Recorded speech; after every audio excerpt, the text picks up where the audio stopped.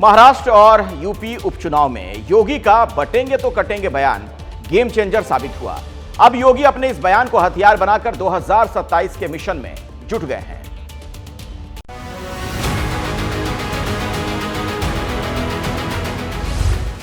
कल सीएम योगी ने अपने मंत्रिमंडल के साथ एक बैठक की। इस बैठक में सीएम योगी के साथ दोनों डिप्टी सीएम मौजूद थे।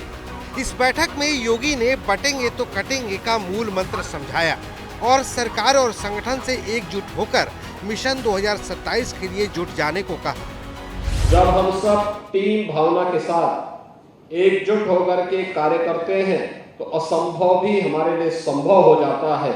यह उपचुनाव के परिणाम ने हम सबके सामने साबित किया है। दरअसल महाराष्ट्र में महायुति की विजय हो या यूपी चुनाव में फतह हो, सब में सीएम योगी का बटेंगे तो कटेंगे वाला बयान गेम चेंजर साबित हुआ। या यूं कहें कि योगी के इस बयान ने हिंदू वोटर को बंटने नहीं दिया और एकजुट रखा। ये इसी का असर रहा कि यूपी उपचुनाव में बीजेपी ने 9 में से 7 सीटें जीत ली। इसमें वो कुंदर की सीट भी शामिल रही जहां 65% मुस्लिम वोटर थे।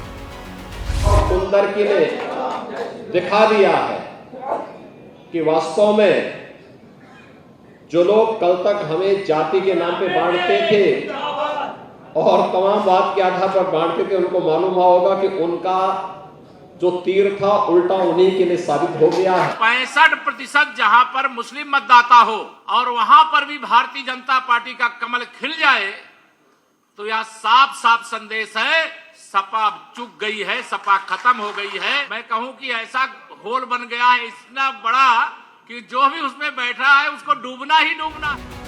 अब योगी की नजर 2027 पर है और ये बात उन्हें अच्छे से पता है कि अगर यूपी में जीत की हैट्रिक लगानी है तो अपने बटेंगे तो कटेंगे वाले बयान को धार देते रहना होगा। और यही बात अब योगी ने अपने सभी मंत्रियों को और बीजेपी संगठन को समझाने की कोशिश की, क्योंकि यूपी वो किला है जिसका सीधा रास्ता दिल्ली की तरफ जाता है। बांग्लादेश में हिंदुओं पर हो रहे अत्याचार को लेकर आरएसएस ने बांग्लादेश सरकार को घेरा और हिंदू आध्यात्मिक नेता चिन्मय कृष्ण दास को तत्काल जेल से रिहा करने की बात कही है।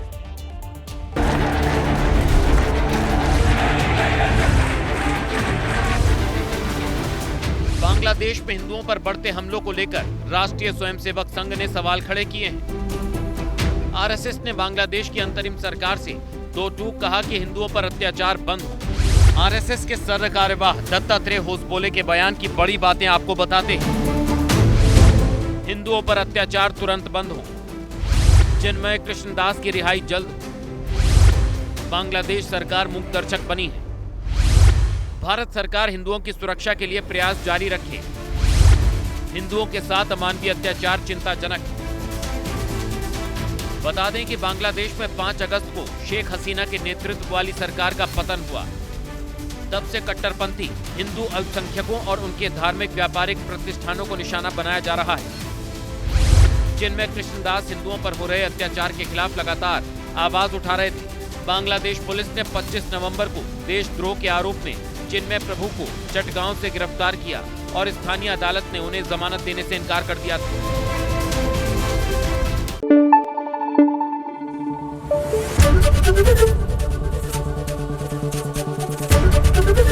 एबीपी न्यूज आपको रखे आगे।